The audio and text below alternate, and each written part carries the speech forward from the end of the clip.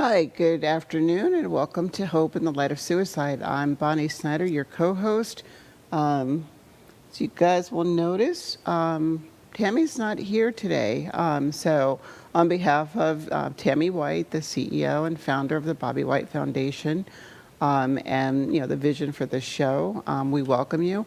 Unfortunately, Tammy's ill today, so she's not on set with us.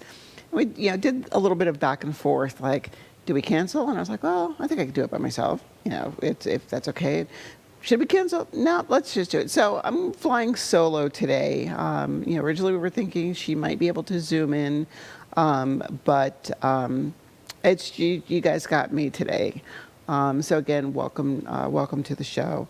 I want to start off by, of course, thanking, Rob and John and everyone here at Area 52, Media Group for, allowing us to have this platform to bring this information to you. We also want to thank our sponsors. We have Kindness, who sponsors us. We have the Hilton Garden Inns that sponsors us, and we'll talk a little bit about what's going on at the Hilton Garden Inns here in a moment. Of course, we also, want to thank, you all who, support the show and tune into the show. We have the QR code there that, if you click on, that you can help support the foundation. As you guys know, when we started this, or actually, let me go back a little, back from there a little bit. When this foundation was started, as you guys know, it was, started, because Tammy had lost, Bobby White, her husband. And, as we fast forward into today and the show and whatnot, and being given the opportunity to have this platform, to not only address, suicide, but also, mental health and, addiction and, all of the things that, fall under that whole umbrella. So we're grateful for those of you all that tune in, to us. I want to start today, however, I'm going to kind of detract from the synopsis, that we have for the show today just for a moment. And asked for thoughts and prayers, and just, well wishes and uplifting. I have a dear set of friends back in the Midwest. Their names are Tammy and Linda. Linda, it's like one of my best friends on the planet. And her daughter, Tammy. But I happened to be on my social media page this morning, and I was, as I'm scrolling through, I see a post from Tammy that, said, hey, I'm going to miss you, son. Like, this is not fair. And of course, I'm looking at this post, and I'm, kind of paraphrasing what the post said. Excuse me, but I chanced to private message her, and I was, like, your post with a question mark. May I ask what happened with a question mark? And of course, my thoughts and prayers are with you. Because again, like I said, this is, these are, long-term, dear friends of mine. Anyway, unfortunately, what I'm finding out is that we've lost Tammy's 16-year-old son, Carson, to a possible overdose. And mind you, I said, Carson was 16. I didn't have the opportunity, because I'm just finding out this morning, to share assets, and a picture of Carson on the show. And, I share this information, just so you all know, I share this information with Tammy's permission. As I look at, the situations that's going on, with, unfortunately, my family right now, with family members that, are either like still in the struggle, or, dealing with, dealing with the struggle. And now, dear friends who are like family who, we've just lost, another, young man to, this epidemic of addiction, and overdose. Like I said, I share this with Tammy's, permission. All too often, and Tammy, co-host Tammy, and I talk about this quite frequently on the show, how, this is a dark, a somber, kind of topic, and no one wants to really talk about it. No one, it's like it's a taboo, subject. There's a lot of stigma that surrounds, addiction and whatnot. And I remember, I have a morning meeting on Fridays that I go to before, I come to studio. And, in it, during this morning's meeting, we were going around the table, this is like, those of us, community partners in this particular meeting. And one of the questions that's typically asked of us, what is a good referral for you? And, I've shared, on here that I'm part of this, Pasco County Coalition, the Alliance for Substance Addiction Prevention. And, so when it became my turn to share, what is a good referral? And I think about a good referral for ASAP, but also a good referral for this show. Have you ever had someone that you know personally, or that you know of who knew someone personally that struggled with addiction? Do you know someone, or are you familiar with someone, or do you know someone who knows someone who's struggled with the issue of mental health, or a mental illness? And if the answer is yes, that should be, a, what's the word that I want to use? A motivator for people to get involved with this epidemic, because it doesn't discriminate. So, my heart goes out to the entire Maupin, Moya family. Tammy especially, it's like, here's another mother whose heart is broken, from the loss of a child. And again, as I said, Carson was 16, only 16. My heart goes out to his sister. My heart goes out to, his dad. My heart goes out to Linda and Bob, his grandparents, Linda's mom. My heart, goes out to Stephen, Tammy's brother, and the whole family that's affected by this loss. We're also, we think about, here now is a loss that every year around this time, this is the time of the year that we lost, Carson. As you guys know, last week, excuse me, I had returned from the Midwest, where for the first time in 3 years, I was able to be with both of my, my two living children. As we remembered, Pat. And, anniversaries affect us all differently. And I think as we think about and memorialize, those people who were lost, whether it was to suicide, whether it was to overdose, whether it's just a loss in general, an illness. We all deal with it, as I said, we all deal with it and process it differently. Some of us, it is, a fleeting, okay, it's that memory and life goes on. Some of us, it is, it's devastating, and we find ourselves immersed in, a pot of grief, unable to move on. Some of us, it's a mixture of the two.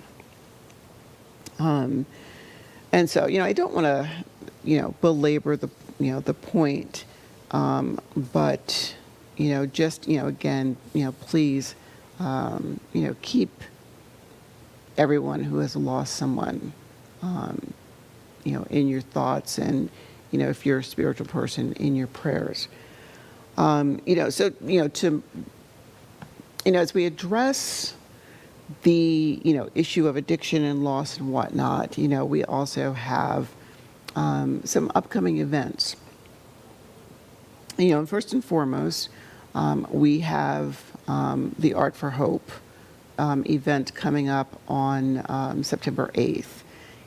This one is being held on September 8th at, the Hilton Garden Inn from 6 to 9 p.m. And this is the 5th annual Art for Hope. And as I said, this particular event is, designed to raise money for the foundation, so that it enables the foundation to continue bringing the information forward for lost survivors. We are proud to be to have some amazing sponsors, people who believe in the cause, and from what I understand has been involved with Art for Hope for the 5 years.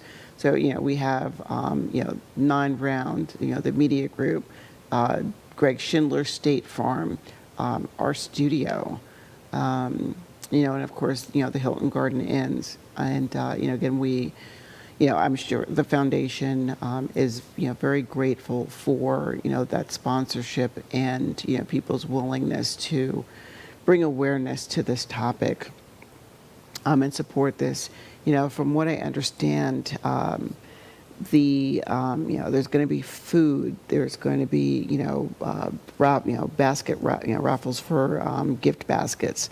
There's going to be a string quartet playing in the background, and then of course some amazing artwork. Featured artist. I'm excited that the artist whose piece I now have hanging in my living room, that I will get to meet her, and thank her for that amazing piece. So if you're here local on September 8th, please stop by, look at the artwork, put your name in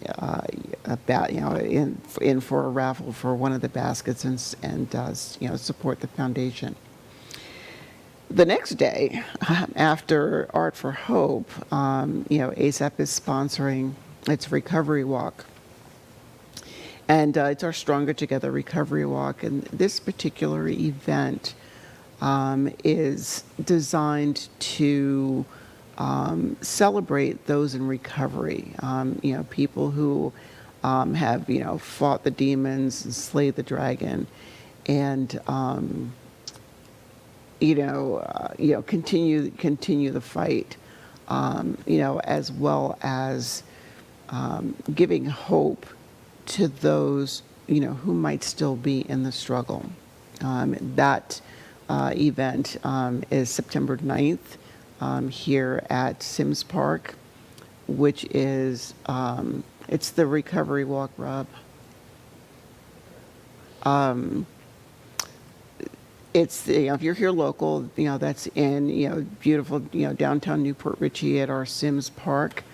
We have, we're excited that all of our vendor spots have been sold out, but there's still opportunities for, support and donation. And if not, just come out to the park and walk around and, enjoy the scenery and, support the individuals who, support recovery community.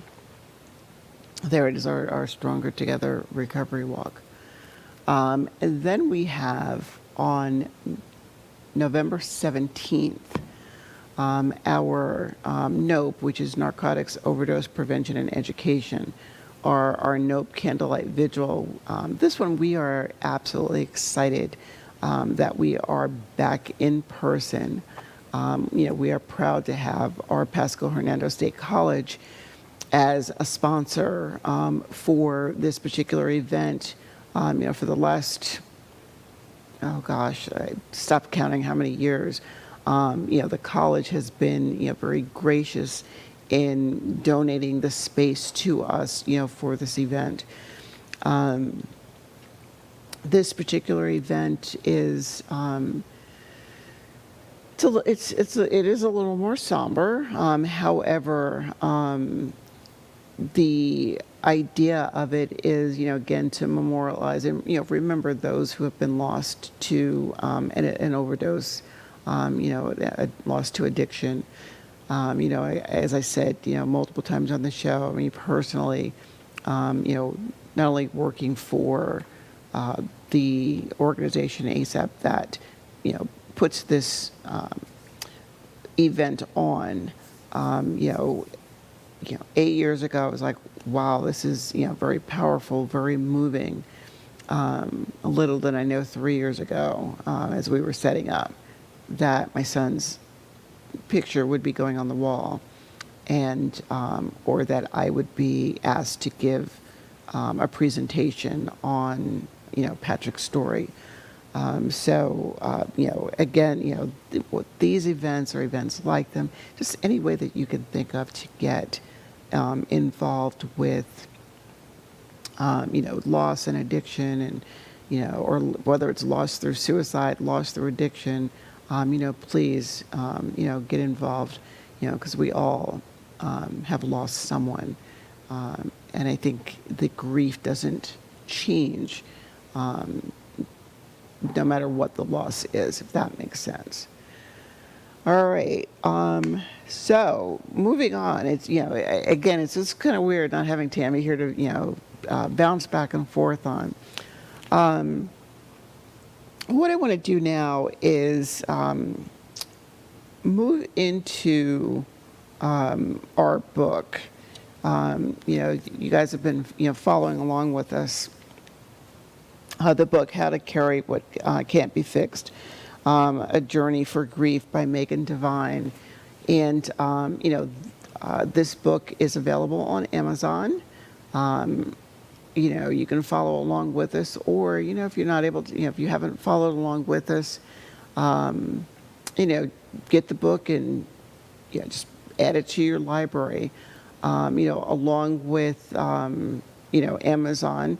We urge you to use, Amazon Smile or smileamazon.com, and, pick your favorite charity, because not only, are you getting something that, you want, you're also supporting your favorite charity. And again, we're blessed that the foundation is one of those charities that you can, donate to. It doesn't cost you an extra cent. It's just Amazon's way of giving back. A percentage of the sale goes to that particular charity. So let's move on. Let's dive into the book here. So we left off in the book with what she calls the Platitude Check. And, this first paragraph of what, this Platitude Check is just basically not sure if what someone should actually feel as wrong as it does. So, in other words, what she's saying is, going through this Platitude Check, and she has different statements, and that says, put a statement into one of the blank spaces and see if it sounds, see how it sounds with the second half of the sentence. So, for instance, someone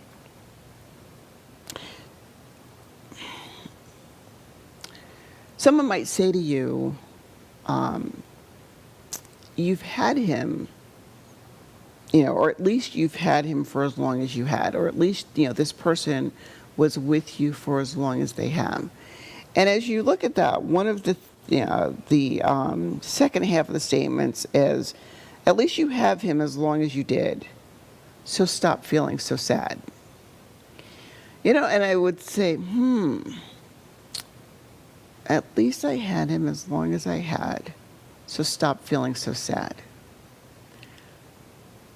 And I think, personally, I've had people tell me, you have other children, so stop feeling so sad. It's time for you to get over it, so stop feeling so sad. And as we've said, multiple times here on the show, like, guys, there is no timeline to grief. There is no timeline that says after, 4 days, 27 minutes, 37 seconds, your feelings of grief stop and it's time to move on. So stop feeling so sad.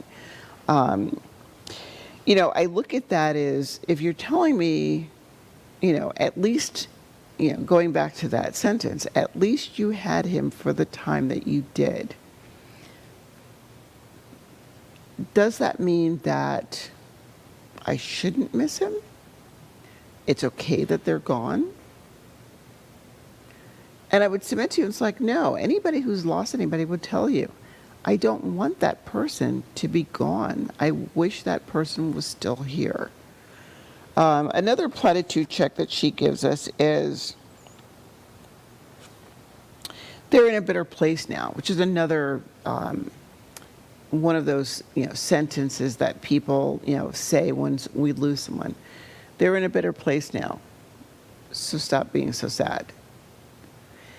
And again, it's like, better place. Okay, what if you're someone who doesn't believe in that better place? More to point, some of us were brought up in that belief that, when someone passes on, if they, are, spiritual and saved and whatnot, that they're in heaven. Well, what about the person who doesn't believe in heaven? How do you address that person? No, a better place would be sitting here on the couch next to me. A better place would be sitting at the dinner table instead of the empty chair. A better place would be, if it's a spouse,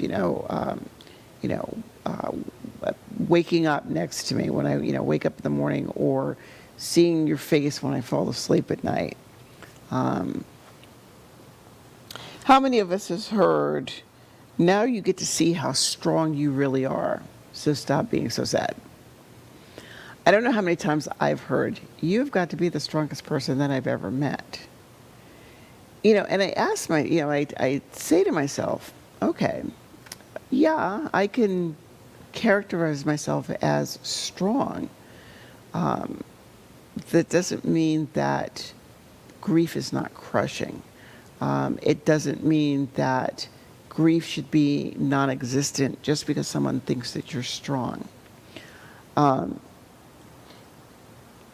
It wasn't meant to be, or this was, for some of my spiritual people might say, this was God's plan. So stop being so sad. Why are you questioning? You shouldn't question, what was meant to be. So stop being so sad.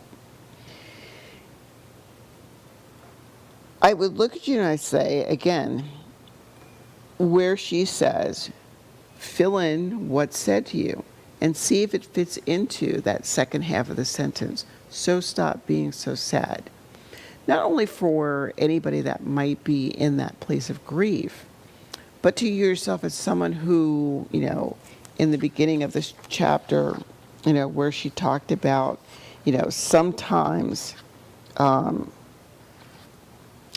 people have the best intentions, and their best intentions turn out to be, quote unquote, bad.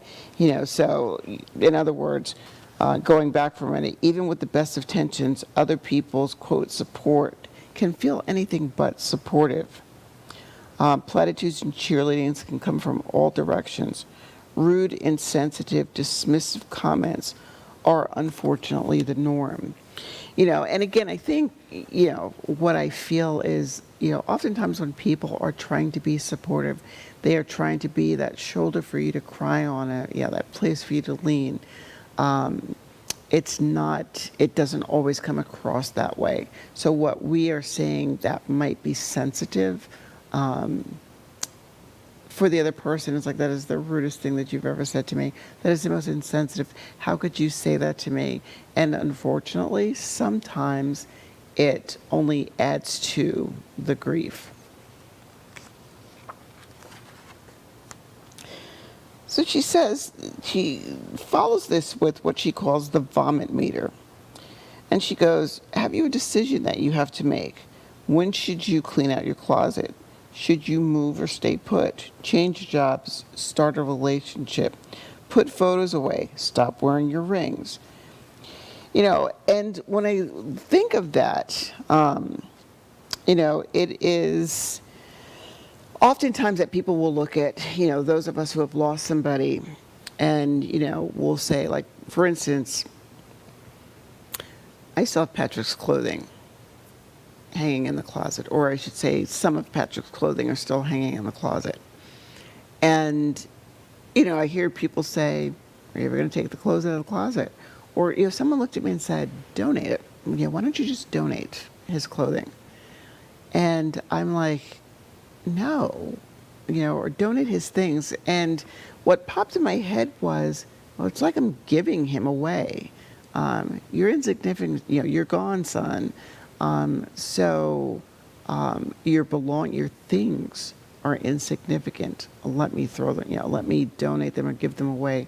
Let me give them to somebody who, can actually use them. And I'm like, no. I will do that when and if I decide when, or it's more to the point when Devin, his son, decides. A lot of it was, hang on to it, Nana. I want to grow into it, and I want to wear Daddy's shoes someday. Okay, so we'll keep Daddy's shoes. Now, 10 years from now, when he's fitting Daddy's shoes, it's like, you know what? Doesn't matter that I've kept these shoes for 10 years. Doesn't matter that I've kept this clothing for 10 years. It is, again, our respective timeline of when we do things. She's, goes on to say, other people's anxiety shouldn't force you to make decisions you aren't ready to make. No disaster will befall anyone if you leave your person's shoes by the door, no matter how anxious it might make someone else.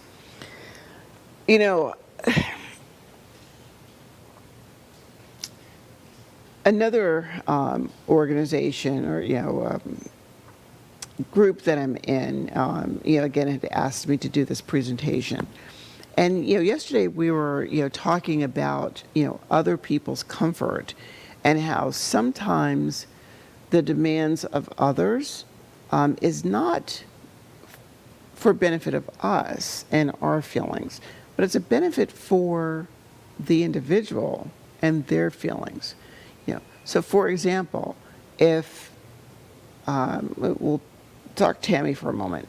If Tammy is still wearing her wedding ring, and Bobby's loss was 5 years ago, but it makes somebody uncomfortable, to see Tammy wearing her ring, or my having, Patrick's clothing hanging in the closet, or someone not moving, it's, someone's pair of shoes by the door.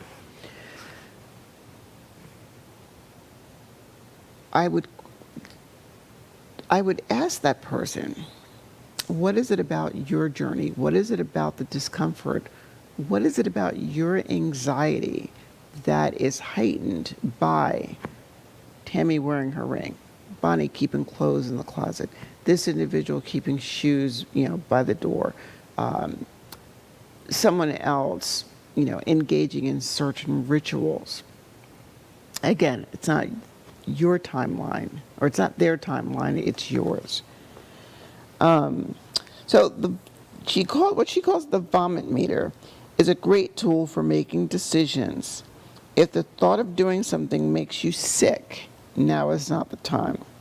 There's no such thing as too early or too late when it comes to grief. You will do what you need to do when you need to do it, not a moment before. It might never feel good, but if it makes you feel sick, now is not the time. So in other words, and I liked this, how she put this in terms of, she calls it vomit or, feeling sick. Others might say, if it increases your anxiety, I like the expression, tap the brakes. Just tap the brakes for a moment. And, does it have to be done right now? Does it have to be done, in this very instant? What is the benefit? Or I think another phrase that I use a lot is it really that serious? That it has to be, that are you doing it for you? Or are you doing it for someone else? And as she says, if it makes you feel physically sick, now is not the time.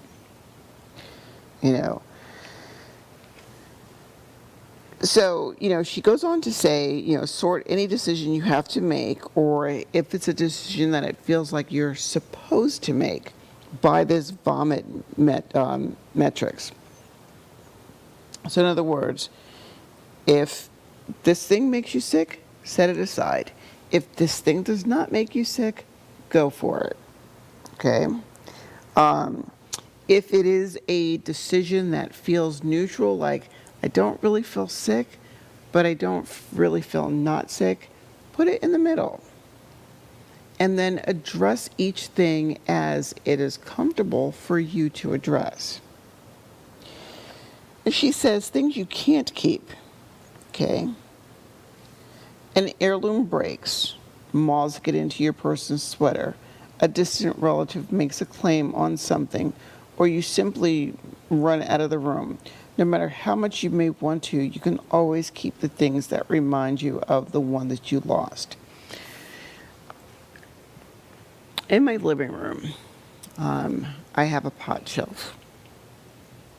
And on this pot shelf, I, along with, the beautiful oak urn that Patrick's, cremains are in, one would look at us like, is that a shrine? And I'm like, no, not necessarily so. It is just a place that I wanted for myself, to help heal what's going on in my heart, to memorialize Patrick.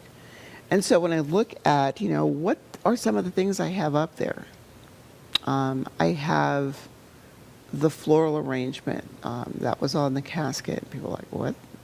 And I'm like, no, because I made that arrangement, myself by hand, sitting in the middle of my living room floor. Let me put some sunflowers in it. Patrick was born in Kansas. We put sunflowers in it. Let me, put, flowers that were magenta colored. It was his favorite color. Along with that, I have this glass cross that was part of an arrangement from, another dear friend of mine that it's like, I love this, let me put this up there. But I also have things like, he had this little bowl, keepsake box, ceramic thing, and it had the word stash on it. So he would throw his change in there. I have, like the last set of dominoes that I bought him. He loved dominoes. His, favorite deck of cards. But along with that, a bottle of cologne. And it was a cologne that he got from a good friend of his who, nicknamed him, calls him Franklin. His middle name was Frank. But that's up there. And if people are like, how long is that cologne going to sit on that shelf? And it's going to sit there, for a while. Forever as far as I'm concerned. But I think about whenever I'm walking around and I smell that particular cologne, I'm like, what if this cologne is made no more? No longer will I have something that, I can spritz and remind me of him. Not that I climb up on the pot shelf and spritz it, mind you. But again, it is, these are the things that, I want to keep, that I have to help, I tell myself I have to hang on to, I want to hang on to. Now I look at things like Patrick was an avid collector of socks. Just different kinds of socks. They probably have, a couple hundred pairs of socks. Now, do I want to, did I want to part with his socks? As we're like, no, they're his. However, I was okay with some of his closest and dearest friends, people that he grew up with. Mom, as they call me, if you're okay, and those are the key words, if you're okay, I'd like something of his to remember him by. And his one, this is his one friend. I love this girl. She won't mind. Her name is Jessica. We call her Pike, just her last name. But Pike looked at me and she says, again, I want. Is it okay if I have something to remember him by? And I'm like, for you, Pike, of course. And so it was okay to tell her, go into his room and pick out whatever pair of socks you want. Go into his room and pick out whatever deck of cards that you want. Because cards was another thing, 200 some odd decks of cards. And because he was a fan of light sticks, he could do, some of you might be too young to remember click-clacks. These little glass balls that, you click together and they would like go back and forth, back and forth. Well, Patrick didn't do the click-clacks per se, but he could twiddle these light sticks in his hand, the little rubber balls with lights in them. And I said, and pick out a pair of his, the light sticks. And I made it okay, for certain people to have a piece of him to remember him by. This is one of those where if I put this on, the vomit meter, it didn't make me physically sick. So it made it okay to deal with that because I knew that these mementos meant something to the people that were asking of them.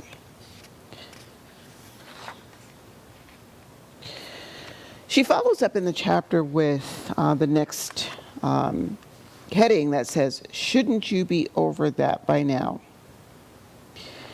Now, it says, oh, I know, you tried to tell people about grief. You've tried complaining that everything happens for a reason.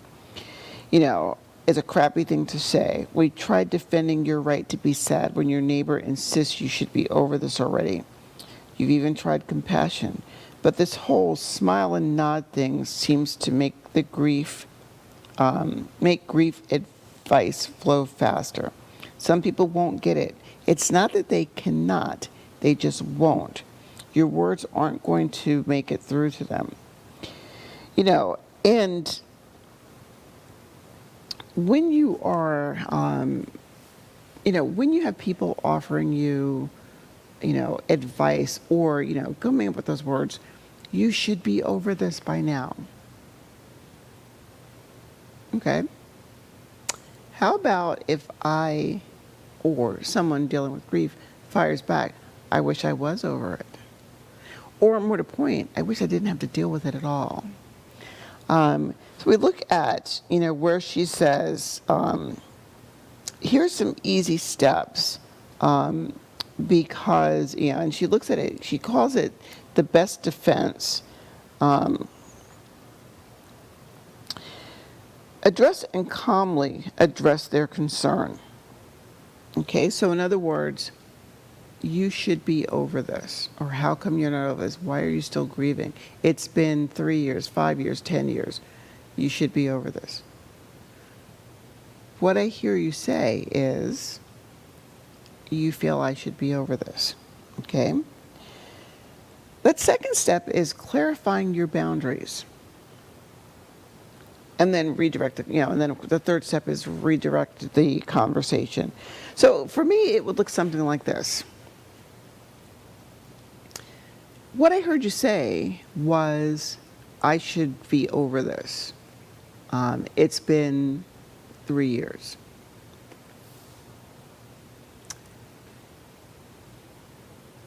the boundary that I would set up might sound something like this.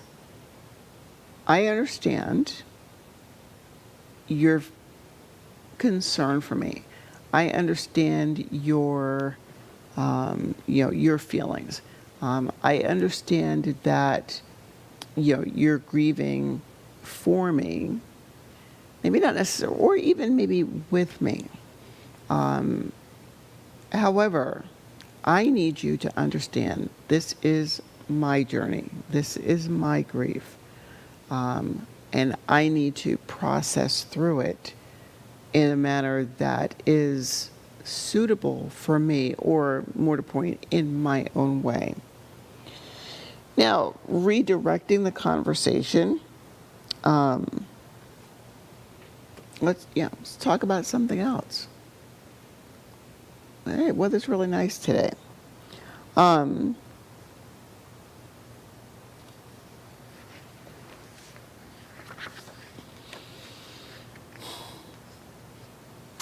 What she says here is, if there are people in your life who won't accept such a clear boundary without further argument, stick to the phrase, "This isn't the topic that I want to discuss," and move the conversation on to somebody else. We talk a lot about boundaries in my work, where, what's the reason for boundaries? Why do people set up boundaries in the first place? And what we teach is, boundaries are not there so much for the other person, but they're there for you. Okay. Boundaries is what defines how, when, or how much and when I want someone in my orbit. If you're close to me, if you're in that intimate circle, I'm going to hold you close. I'm going to, or allow you to be close. I'm going to allow you to be privy to my innermost thoughts and feelings. If you are, say, arm's length on, this, it's like, here's my intimate folks right in here.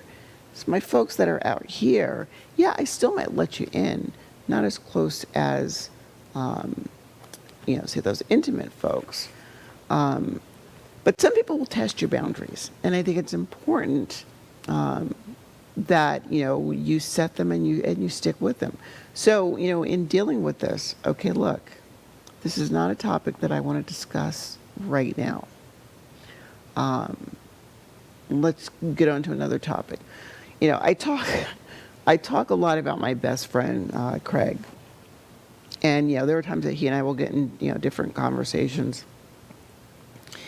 And I love the fact that as best friends as we are, the boundaries exist in such a way to where you're in my, he's one of those individuals that's in my intimate spot.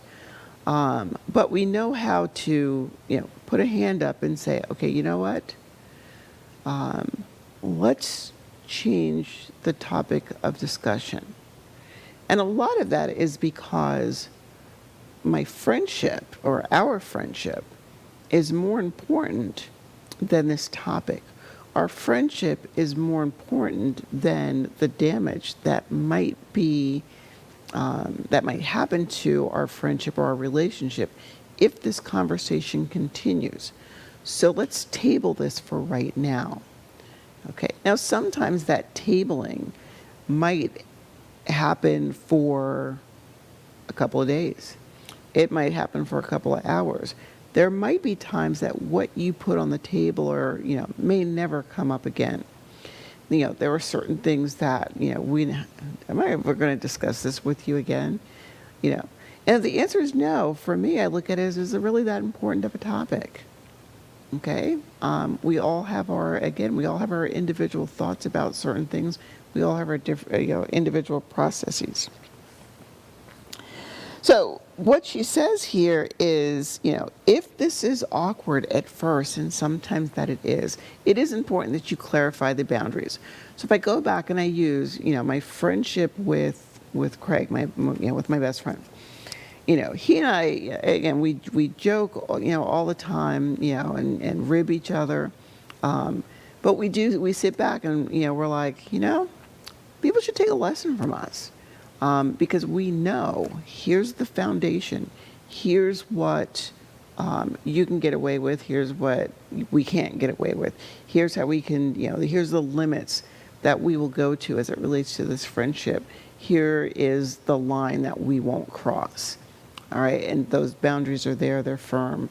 They're set. Some boundaries that we have are extremely rigid. There are other boundaries that might be a little movable. The same is true when you're talking to individuals about grief and loss. This is my boundary. If you're going to talk to me about, again, let me use, whether it is addiction or mental health, if someone's going to say, oh, well, they knew what they were doing and they should not have been doing that. Okay, you know what? That might be a line that you don't want to cross, with certain people. So you're telling me then that this person deserved what they did, and I would say no, the answer is no, they did not. Grief will absolutely rearrange your relationships. Some people will make it through with you, some will fall away. Some who you thought would always be by your side will disappear entirely. Sadly, that is true.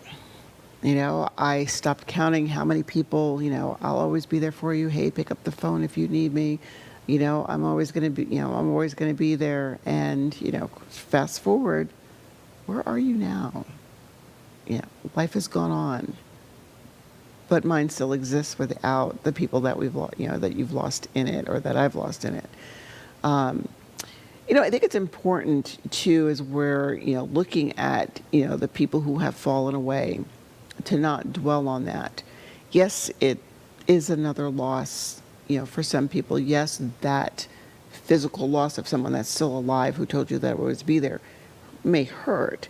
Sometimes not as much as the loss itself. Sometimes that loss is just as significant as the person who was, the death. Keep that as your process, or, process through that, but also understand that it's a fact of life. It happens.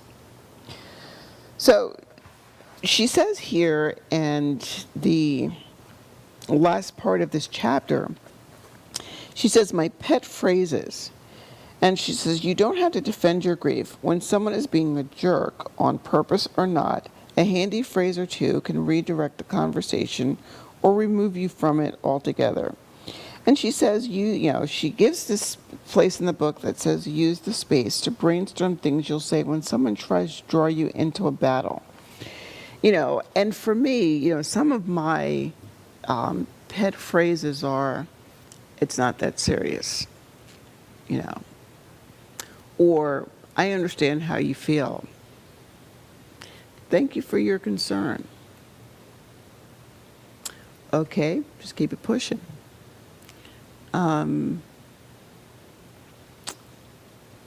If I find myself wanting to be, a little snarkly, it might be, good for you. I'm glad that you don't have to deal with what I'm dealing with. Okay, that's your opinion. Whatever phrase helps you get through, and I don't want to say tap the brakes, but allow you to navigate when someone says something to you insensitive. Personally, I don't like being ugly. To back to people, it's like, you want to give me negativity, I don't necessarily have to give you negativity back. Because I view, if I find myself having to be negative back, I've allowed that person to take energy from me. I've given that person space in my head that they don't deserve.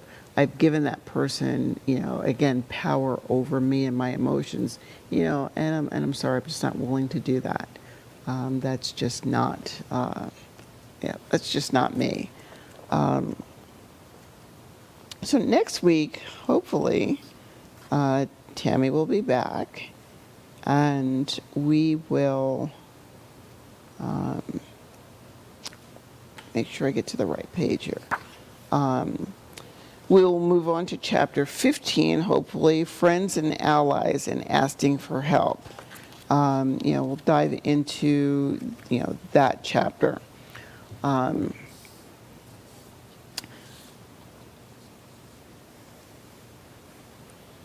The end of this month, August 31st, as we, wrap up the last, 5 minutes or so of the show, the end of this month, August 31st, is recognized as Overdose Awareness Day, International Overdose Awareness Day. And I think it's important, and people, may ask, let me back up a minute. People may ask, why in the world do we have a day that focuses on overdose? Why devote one day? I think it's important for this reason. Overdose is an epidemic in this country. Fortunately, we have people who have overdosed and were able to be saved, that are still with us. Unfortunately, we also have those that we've lost to overdose that are no longer with us. And I think if we have, one day, if this one day of awareness wakes people up, opens people's eyes, forces people, gently or not, to recognize that this is an epidemic, more power, I say more power to it. And I'm sure we'll talk about this a little bit more as, we get closer to that day. We always want to remind you about the lifelines. These numbers that if you know someone that's in immediate crisis, please call 911. We were excited to learn that the National Suicide Prevention Hotline has gone to, a simple, 3-digit 988 number. And again, I think it's important that everybody recognizes that the platform hasn't changed, just the way that you get to it is as a lot easier. Put these numbers in your phone. You never know when you might need them. It's, I liken it to, a fire escape. You may never use that fire escape, but boy, it's comforting knowing that it's there.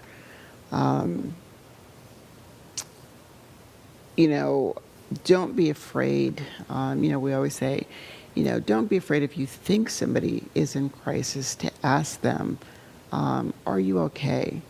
Or I would say more to point and more direct, are you thinking about harming yourself? And sometimes with some people, just hearing those words, are you thinking about harming yourself, might be the very words that they need to hear to not harm themselves. Rob, do you have our quote for today? So Tammy sent this quote in and she says, "And when great souls die, after a period, peace blooms slowly and always irregularly. Spaces fill with a kind of soothing electric vibration. Our senses restored, never to be the same, whisper to us, they existed, we can be. Be and be better, for they existed." And this particular quote is from, the great Maya Angelou. I think it's important, that, we do acknowledge, this thing, called grief. It's important, and to understand that this journey is different, for everyone. How we process it is different. Some of us might be, you too?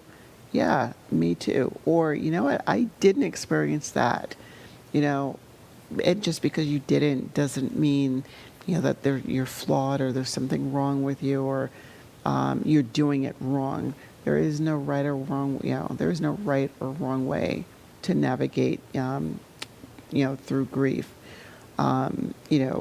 We want to, remind you of the Purple Folder program that the foundation has. The it's a wonderful resource that could be provided to someone who has suffered a loss.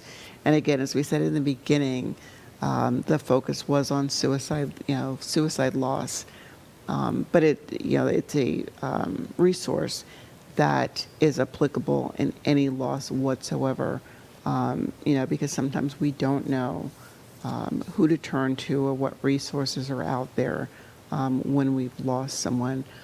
So please, feel free to reach out to the foundation if you want one of these purple folders, if not for yourself, but for your community.